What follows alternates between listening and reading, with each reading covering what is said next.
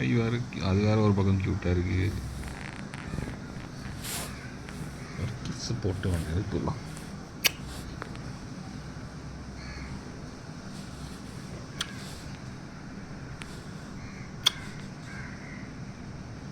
ரெத்துக்குட்டி வாடா மீன் சாப்பிட்லாம். சூப்பர் டேஸ்ட்டாக இருக்குது மீன். இப்படின்னா மீன் பீச்சு மீன் மால் போலாமா?